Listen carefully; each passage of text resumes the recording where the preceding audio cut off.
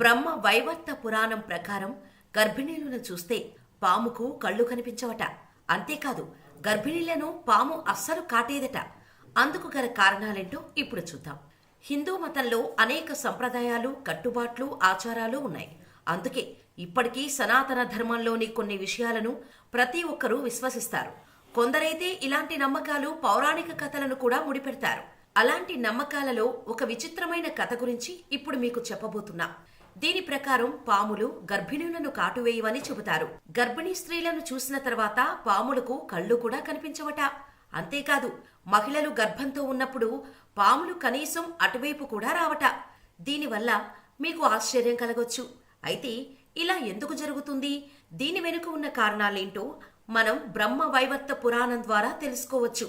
ప్రకృతి పాములకు కొన్ని ప్రత్యేక ఇంద్రియాలను గుర్తించే శక్తినిచ్చింది.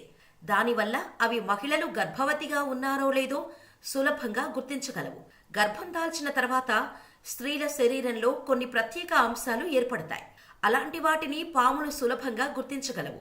అందుకే గర్భిణీ స్త్రీని గుర్తించిన తర్వాత పాములు వారిని పొరపాటున కూడా కాటేయవు.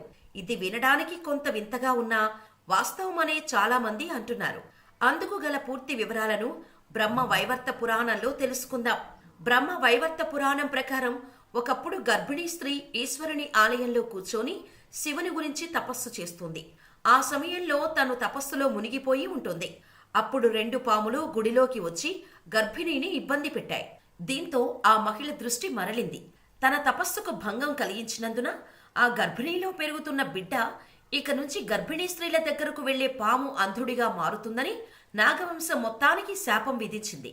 అప్పటి నుంచి గర్భిణీ స్త్రీలను చూసిన తర్వాత పాములు అంధులుగా మారిపోతాయట.